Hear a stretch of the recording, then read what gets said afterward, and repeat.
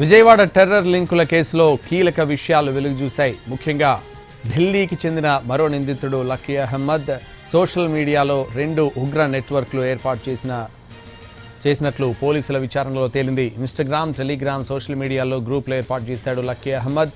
ఇక హైదరాబాద్కు చెందిన సైదా బేగం అకౌంట్ను ఆమె సన్నిహితుడు నిర్వహిస్తున్నట్లు నిందితురాలు పోలీసులకు తెలిపింది.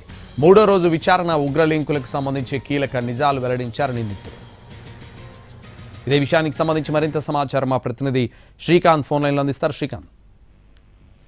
సంతోష్, రాష్ట్ర వ్యాప్తంగా కలకలం రేపినటువంటి విజయవాడ టెర్రర్ లింకుల కేసుకు సంబంధించి నిందితుల కస్టడీ కొనసాగుతుంది. వాళ్ళ 3వ రోజు కూడా నిందితుల్ని 5గురిని కూడా పోలీసులు విచారించడం కూడా జరిగింది. ఇందులో కొన్ని కీలక విషయాలు కూడా వెలుగులోకి వచ్చాయి. ప్రధానంగా ఈ కేసులో నిందితుడిగా ఉండి ప్రస్తుతం రిమాండ్ లో ఉన్న ఢిల్లీకి చెందిన లక్కీ అహ్మదే తమ అందరినీ కూడా 7 రాష్ట్రాల్లో ఉన్న వాళ్ళందరినీ కూడా ఈ గ్రూపులు ఏర్పాటు చేసి కలిపారు అనే విషయాన్ని అయితే నిందితులు కస్టడీలో విచారణలో అంగీకరించారు. అదేవిధంగా అటు ఇన్స్టాగ్రామ్, ఇటు టెలిగ్రామ్ ఈ 2 గ్రూపుల్లో కూడా లక్కీ అహ్మదే మమ్మల్ని అందరినీ గ్రూపుల్లో చేర్చడం జరిగింది. ఆ తర్వాత మేము ఈ ఉగ్రవాద ప్రేరేపిత ఆకర్షిత పోస్టుల్ని సోషల్ మీడియా ద్వారా తెలియజేశాము, పోస్టులు పెట్టామనే విషయాన్ని కూడా చెప్పారు. అదేవిధంగా ఈ గ్రూపుల్లో పెట్టిన పోస్టులు వేరే వాళ్ళకి కనపడకుండా ఉండటానికి ఎండ్ టు ఎండ్ ఎన్క్రిప్షన్ అనే సెట్టింగ్ ను కూడా ఎనేబుల్ చేశామనే విషయాన్ని కూడా వెల్లడించారు. ఇదే కేసులో తెలంగాణకు చెందిన సైదా బేగం కూడా ఇప్పటికి అరెస్ట్ చేసి కస్టడీలో విచారించారు. తన